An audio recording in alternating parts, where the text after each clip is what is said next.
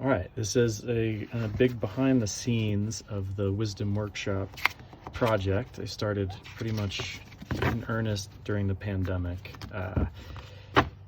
End of 2020, first workshops we've done are 2021, and this is kind of the framework of the main workshop I developed. These are the different sections, modules, weeks that go into that. It's also kind of an overview of the research and writing and work that I've been doing in these morning pages. This is, morning pages 170.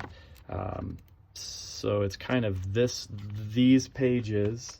I have a giant stack of these over here as well that in various stages of getting pulled the cards out that make it in this stack. Okay, so the purpose of this, I just want to read through this so I don't need to hire a typist. All right, now here we go. Also to kind of just share, these are the most inspiring ideas that I know about in the future of education, philosophy, and psychology. So really, this started as a pursuit of an interest in educational models in the digital age, like in where we are and how the higher education might be changing. And anyway, it ended up being connected to metaphors for mastery, or this idea of thinking about metaphors for mastery.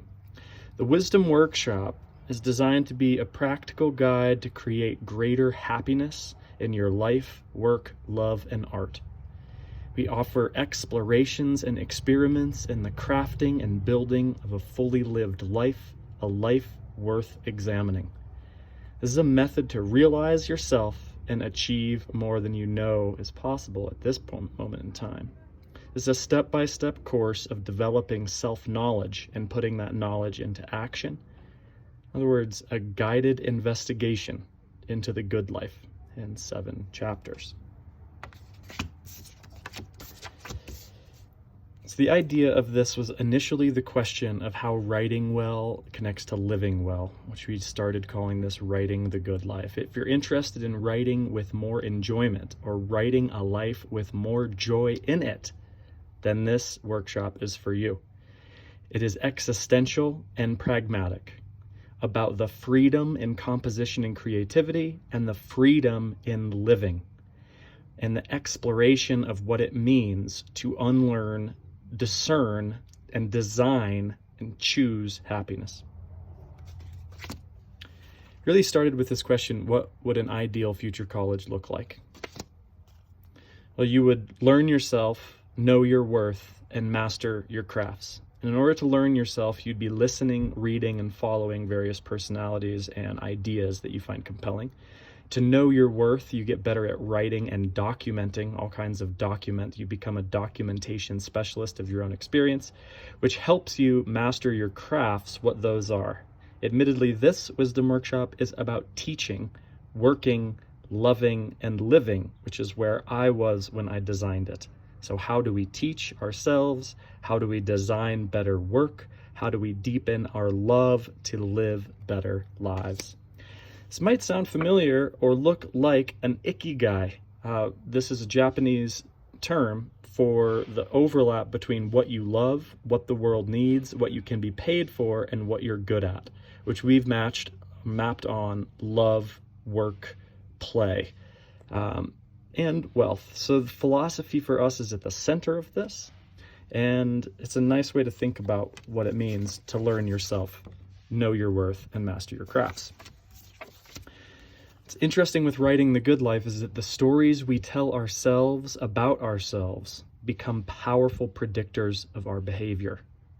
It therefore follows that if we take the time to revise the stories we tell ourselves about ourselves, we can become powerful revisers of our behavior.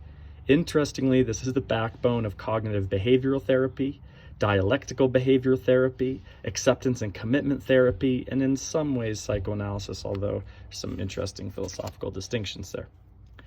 We are focusing not on psychology, but on philosophy, where the unexamined life is not worth living, and adding that the unlived life is not worth examining.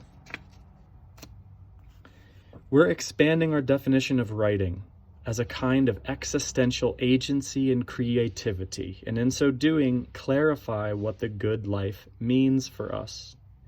Writing is thinking. It's an embodiment of intelligence. There's a somatic intelligence of listening and noticing our body, an emotional intelligence of naming and understanding and listening to our emotional states and the emotional states of others, and an intellectual intelligence of clarity of our ideas and their relationships to each other, and a spiritual intelligence, which is our coherence and purpose of our lives, the integrative integration,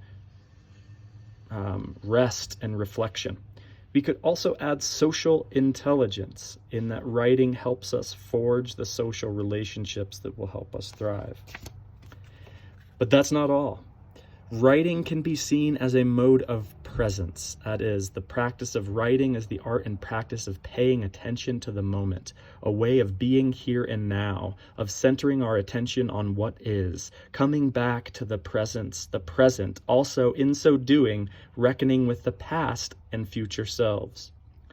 Writing as learning, as a way of taking notes and organizing ideas with thinking and processing. This is a mode of asking questions and being open to the answers. Here, writing becomes reading and research. And writing as becoming. We're giving flesh and bones to who and what we are. Connects to Natalie Goldberg's work, Writing Down the Bones. What we learn is that your energy is a currency. Invest it wisely.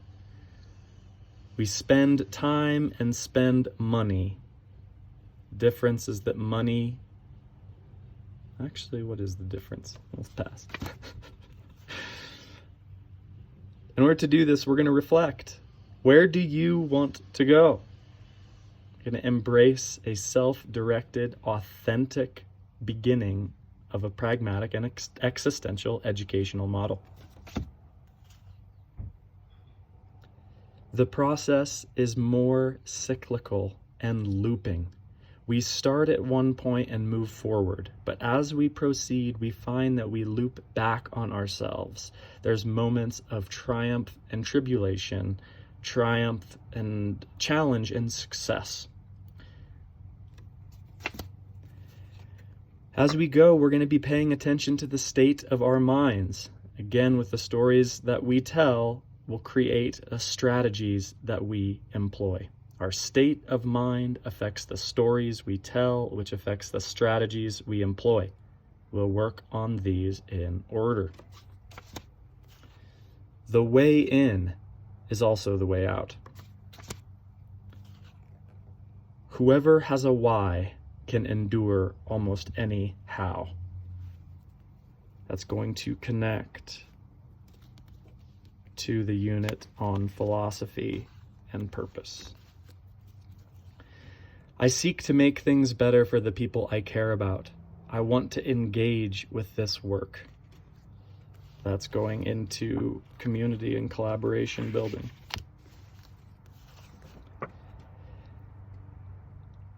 There's a good story of how Barbara Oakley learned to change her brain. This is a neuroscientific story about practice and repetition, that we need to learn how to learn. There's actually two modes of using our brain, focusing and resting. And when we rest, it's called the diffuse mode of attention or the default mode network. Deliberate practice is a mode of making incremental improvements of focus and rest. This helps us to not procrastinate because we reset our goals not on a big outcome that's going to have a lot of pain associated with it, and we're likely and smart and intelligently to avoid that pain, to get smaller focused bursts punctuated by rest, which is actually how the mind works and how Barbara Oakley learned to change her brain. What we're really doing in this, insofar as it is a learning workshop, is that we want practical skills that are hands-on in real time with real people so that we can learn how to learn. This course uses the research from neuroscience, behavioral science, social science, arts and humanities, and professional development.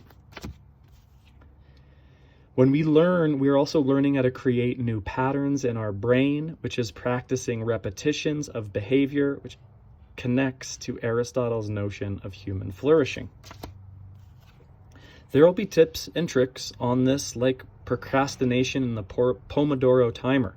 Even if you just think about something you dislike or don't want, the insular cortex of the brain sends pain signals.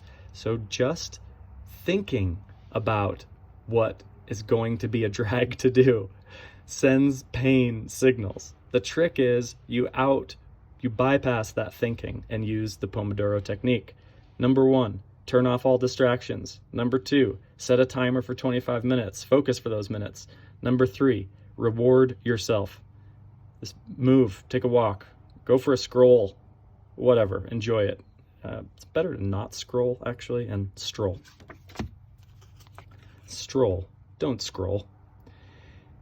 Our method to do this repetitive practice, focus on repetition, is thinking as doing, hence coming back to writing as a tool. Writing helps us do the work, show the work, share the work. That really becomes do and share. We're starting with a beginner's mind. The beginner's mind sees many possibilities. The expert mind sees only a few. Okay, that is in Mindsets and Tools.